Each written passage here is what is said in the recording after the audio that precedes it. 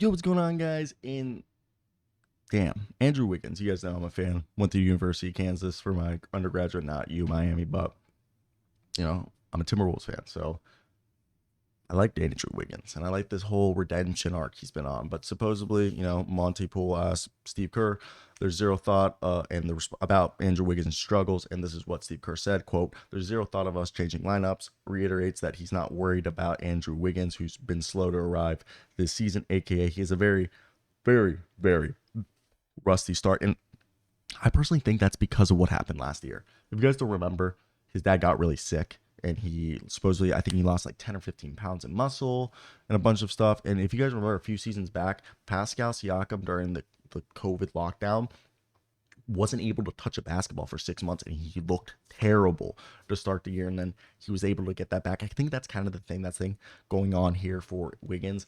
A lot of personal life stuff. People don't realize basketball players are humans off the court too, and that probably his off the court, just off court stuff didn't allow him to focus on the basketball side of things this offseason, and that now he needed to go out and be able to, focus on basketball like he would normally. So I think right now, this isn't that Andrew Wiggins is bad or he's regressed. I think it's that he's rusty. He wasn't able to have a full offseason like he normally would because of the things, the out external things going out off the court. And so far to start the year, he's played 26 minutes a night. He's averaging about 11 field goal attempts, hitting them at 41.1%. About 2.5 of those are 3-point shots, which is literally the last 5-6 years. It feels like he's been since 2019, since his last, this when he started with Minnesota, he's been taking about at least almost 6 threes a night. And this season, he's only taking 2.5. He's hitting them at 16.7%.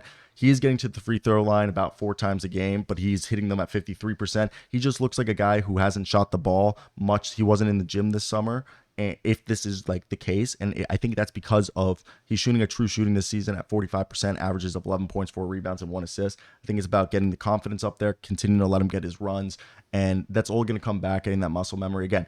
I think there was a lot of things going on in his personal life, and I have faith Andrew Wiggins is going to figure it out, and he's going to get back to being the guy that we all know he can. And the fact that Steve Kerr's coming out here and still, putting faith into him and not like discrediting him, saying, "Oh, we need to make a change, this or that." I think that's a big part where, okay, you know what?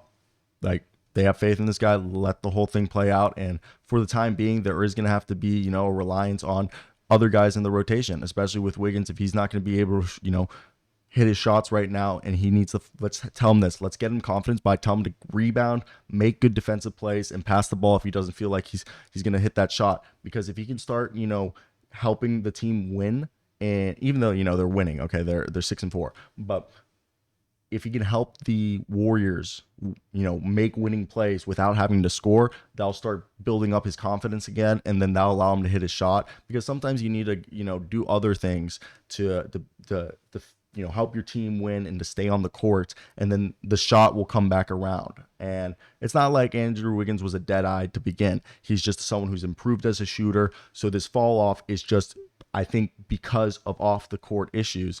And when you look at this is a team that, if you're looking at the 3-point attempt, Steph Curry, Klay Thompson are the top 2, of course, but Dario Saric is the third, okay, in terms of 3-point attempts a game, and he's shooting 34%, so they need him to shoot more. I mean, Chris Paul's shooting 17% from 3, so that's not great, but hopefully he's another guy that'll come around the corner and he'll start to hit it. But you got Moses Moody, who I both think Dario Saric and Moses Moody are both hitting like 3.5 or shooting 3.5, 4 threes a game. Let's get those numbers closer up to 5 to make up for this loss. Even Gary Payton, who's shooting 2.5 threes a game, is at 36%, and then Draymond at 47 on 2.5.